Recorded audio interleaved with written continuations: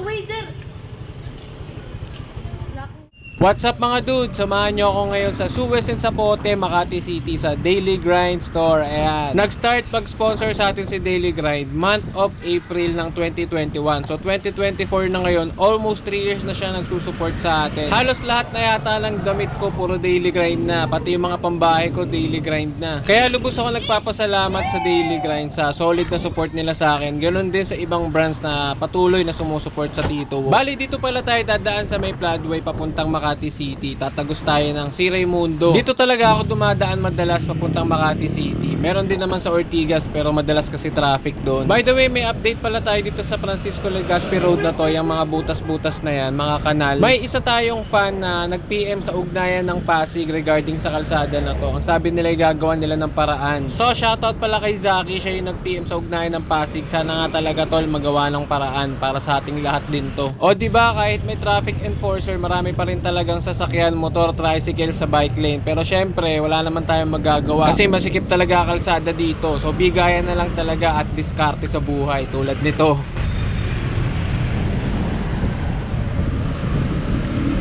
Palabas na tayo ng C5, rerektahin lang natin yun hanggang BGC, tapos magkakalayaan flyover tayo papuntang Buendia, tapos doon na tayo dadaan going to Daily Grind. Isa tong part na to ng C5 na paborito kong dinadaanan. Sobrang ganda ng flow ng mga sasakyan dito, sobrang ganda ng traffic dito, hindi ganoon kasikip, kayang-kayang lusutan. Tapos pagdating nyo dito sa market, dito kayo magbabanatan ng maaasim mong tropa, di ba? Diyan na kayo mag-uubusan ng lakas bago tumambay sa BGC, magkape, mag-ice cream at maghanap ng chicks. Ay nako, wag ako, kilala ko na kayo.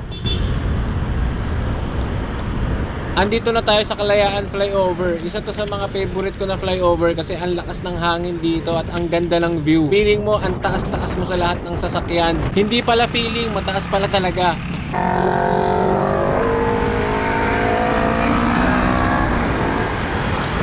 By the way, shoutout pala sa Makati. Ang ganda po pala ng bike lane nyo dito, protected with bollards. Sobrang safe na safe po yung mga motor sa bike lane. Napakahusay po nila. Sumusunod sila sa batas. Anyways, kakanan tayo dito sa Malugay Street. Malapit-lapit na rin tayo sa Daily Grind Store. Malapit na rin tayong kumubra ng mga damit. Hey, maraming salamat. Sa wakas, andito na tayo sa Daily Grind Store. Tara, rekta na tayo sa loob. Hello po.